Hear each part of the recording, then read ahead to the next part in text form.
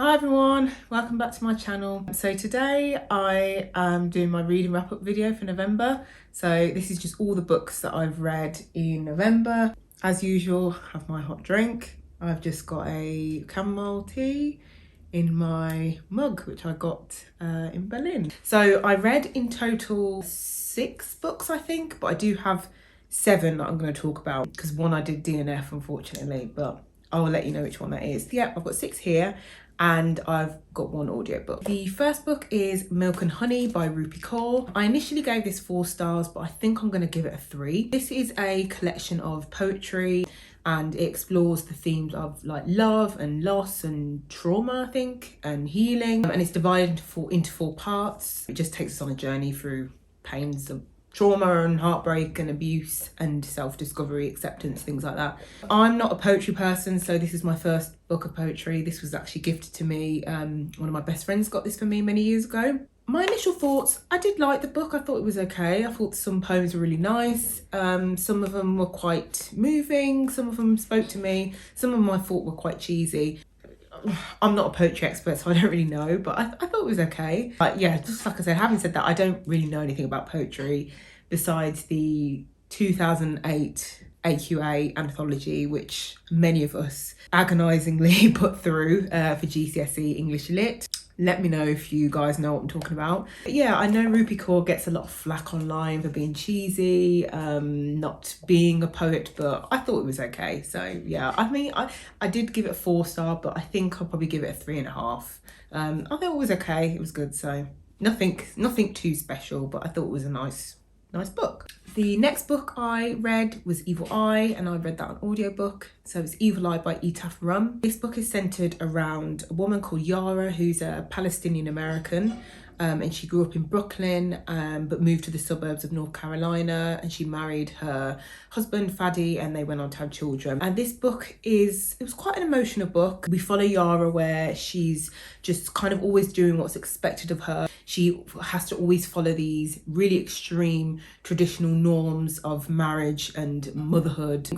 It starts to unpack that Yara is really struggling with her identity. She married very young. I think she was only 20 when she got married, and had kids very young, and she doesn't really know who she is. I did really enjoy this book. I gave it 4 stars initially, but again, I think I might change my view to 3 because I thought it was quite unforgettable. It was quite slow in paces. I really enjoyed the narration. I think there was 2 narrators, so I think this really added a lot of depth. This was a good book about extreme traditional gender roles and like cultural differences.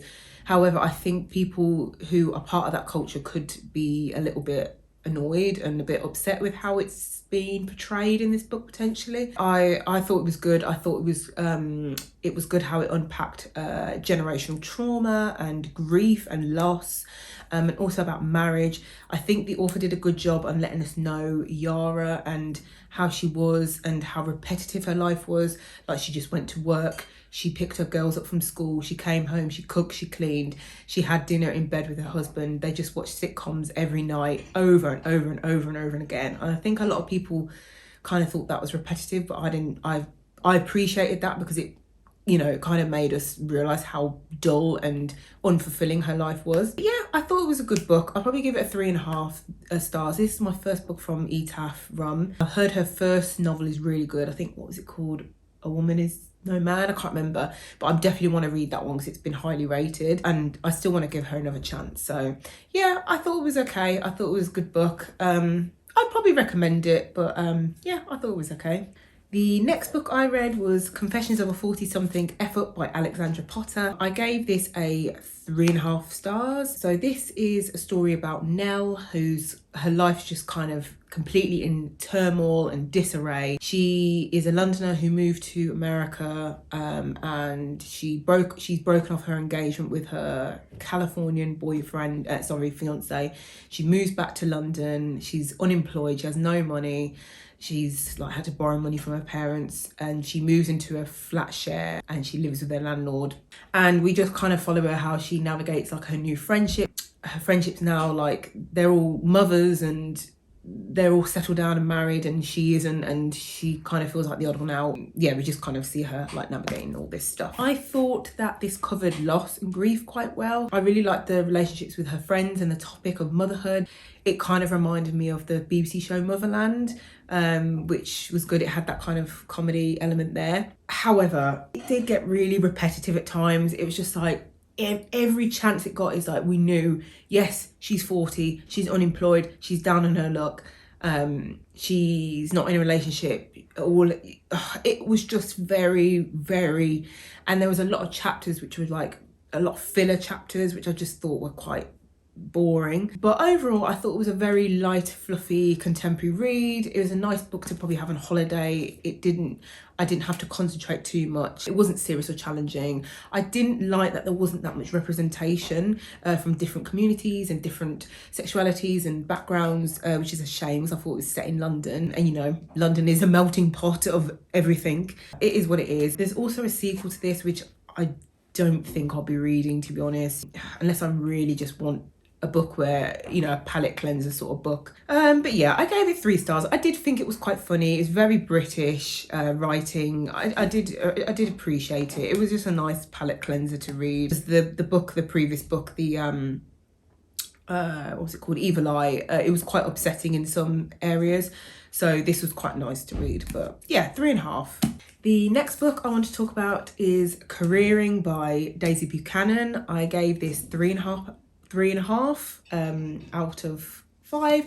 I think I initially did give it 4, but I've dropped it down half a star. I picked this up after hearing Lucy Wood talking about it.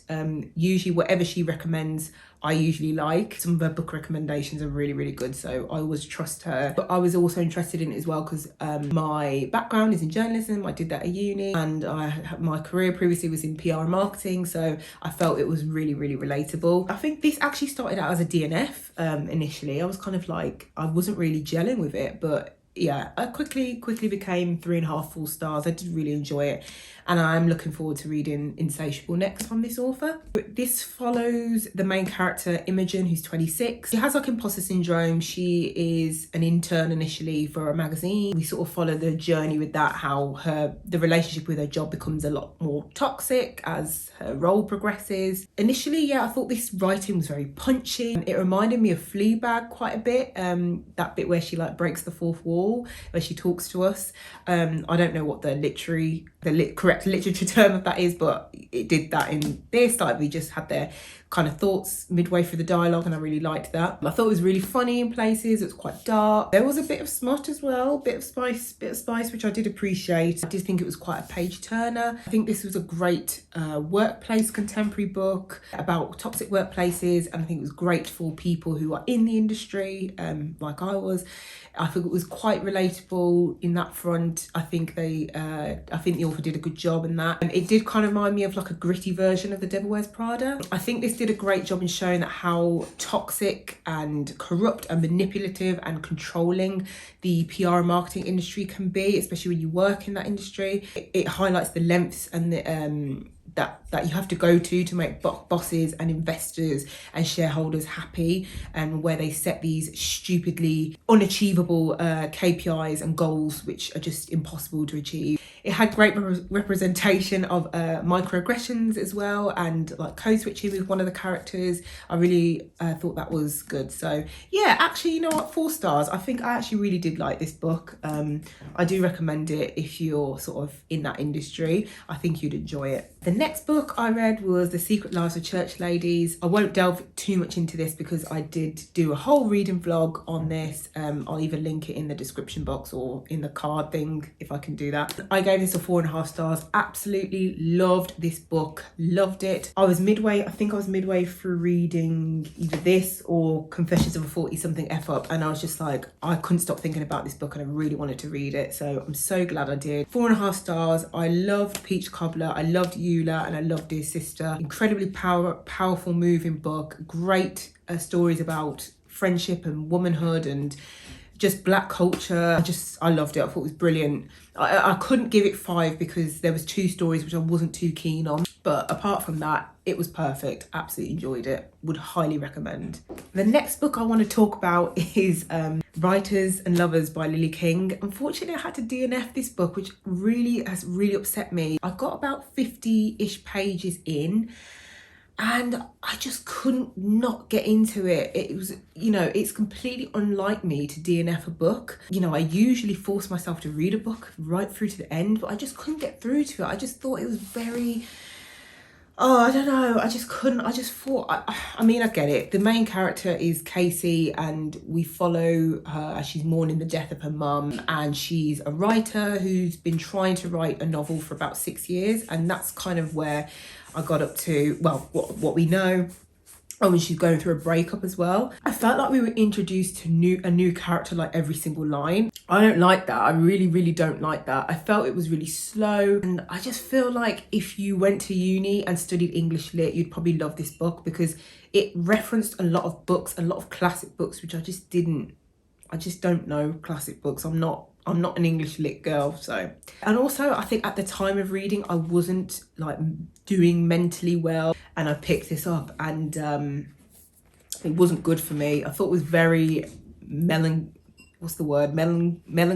and I get it because obviously she's dealing with trauma and grief. She's lost her mom. It's not going to be a very happy fluffy book. I understand that. Yeah, I do want to pick it back up again, but just not for now. So DNF'd, unfortunately, but I did really like the writing. I thought the writing was beautiful, but I just couldn't get into it, unfortunately. So the last book I've got is Get a Life, Chloe Brown by Talia Hibbert.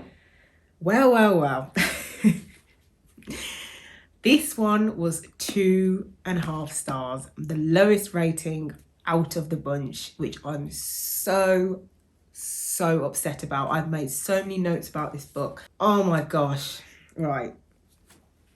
I think this deserves a sip of tea. And a lip gloss break. Right, let's get into it. So I obviously started reading this and I DNF'd it, so I wanted to switch to a fluffy read. I just wanted a fluffy romance, so I was like, right, let's read this. First of all, let's talk about the prose. Hi everyone, in this section I do briefly mention a few teeny tiny spoilers, so if you hadn't read this book, maybe skip ahead, but if you don't care, just carry on watching. I loved the character rep in this. I loved that she was disabled. She has fibromyalgia. I love that the protagonist is black and her partner is white. I love that. I also love the talks about mental health as well. Just to give a bit of backstory about this book. So this is about Chloe Brown. She's a chronically ill computer geek with a goal and a plan. So she has a bit of an event that happens where she almost dies. And I guess kind of she has that feeling where her whole life flashes before her eyes, and she kind of realised that she doesn't really have a life, and she kind of wants to fulfil some goals, which she has. So this is like a enemies to lovers book, because she moves into it. She moves out of her gigantic mansion parent home that she shares with her parents and her family. She moves into a flat. She starts a relationship with the superintendent, the manager of the building of the flats, who is called Redford Red, and we follow both of them, and it gives both of their perspectives, which I really, really liked. I gave 1 star for the character rep, the disability rep, race, mental health, and I think we were given a variety with the characters. And I also gave 1 star for the spice. The spice in this book, oh my goodness, Talia Hibbert can write steam and spice. The pepper, my mouth was burning from the spice of this book, okay? Burning. She knows how to write a steamy book. So I could have even given that 2 stars, but no, we're giving it 1. And then 1/2 star for the romance. So I thought the romance was cute, but I didn't fall in love with them. Also as well, I love that, obviously she was disabled. I think she wrote that so well. I don't have fibromyalgia, but I have some similar symptoms to that. But anyway, the way she wrote about being chronically ill, I really resonated with it. I thought it was brilliant. I thought it was really good. I really, really, really loved that. I also liked that she wasn't an oppressed black girl. She was a rich black girl, and I loved that. And I also loved the relationship with her sisters. Right, let's just get into the bad. At first, I thought Talia Hibbert was American, because a lot of the words were written with the American spelling, like colour. We have colour with the U, it was written with the O. I felt like this wasn't British. I felt like I was confused on where this book was set. And then as I slowly got through, I realised this was set in South Nottinghamshire, which I was confused by, because I was like, oh. I actually know Nottingham quite well, so I went to uni there. Also in the UK, we don't really call places by the county names, we just call them by like the city or the town. So that really thrown me off. A lot of the writing was very jarring for me, very jarring. I like place names, I like place settings. I like to know where I am. I guess this takes place in and around Nottinghamshire. I didn't feel like it did because there was no slang, there was no British slang. There was a few words dabbled, but I didn't feel like this was a British book. Like reading this book, I felt like this was very British. You could just tell, but this wasn't. And I was shocked to find out that Talia Hibbert is black British. I was shocked. I thought she was American. I could not believe it. So I feel like the extra detail was missing from this book. It really, I'm a detail girl. So I feel like it just fell flat for me. The next thing I found read extremely annoying. I found that he was obsessed with Chloe, like really obsessed with her. I found that he was just over sexualizing her. It was giving like fetishization. I didn't like it. I didn't like it. I usually love the male character when they like really love the female character, but it was just borderline infatuation. I just didn't like it at all. I loved he was selfless in every department, if you get what I mean. I appreciated that, but I just, all I knew is that they had mad sexual chemistry, which I'm here for, but I want the cutesy romance. I know it was enemies to lovers, they both didn't like each other, but oh my gosh. And then the next thing I was really disappointed about. And whoever's read this book knows exactly what I'm talking about. The spicy scene, which was outside on the monument. These people are in their 30s and they have their own flats that they can go home and do the doing things in. My jaw was on the floor.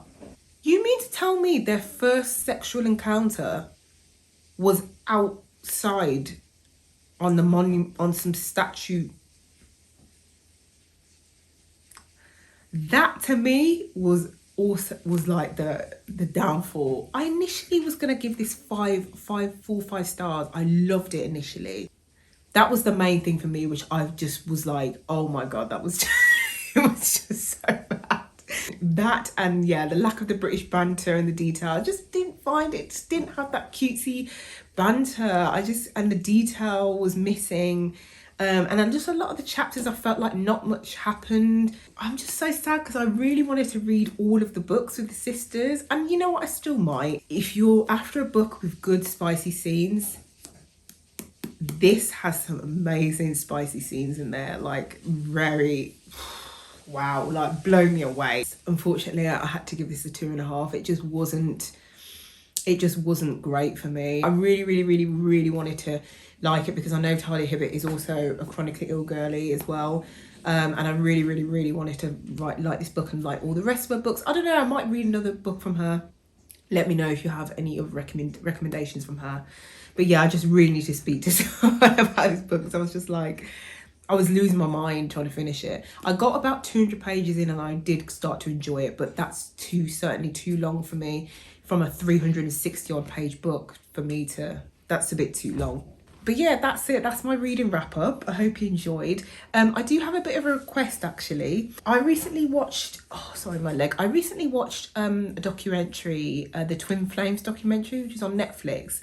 Really enjoyed it. I actually listened to the podcast from Wandery from them as well about the Twin Flames. It's like a cult sort of love thing. I'm after a book where they're talking about cults and things like that, so if you've got any recommendations, please let me know. And then also I finished a couple of weeks ago Succession, which I flipping loved. I loved Succession. So I'm sort of after a book like about that. So like greedy corporate, like corruption, like media conglomerates, things like that. I would love to read something like that. So yeah, let me know if you have any recommendations and I'd love to check them out. Thanks for watching. I hope you enjoyed this video. Let me know what you read this month and I'll see you in my next video.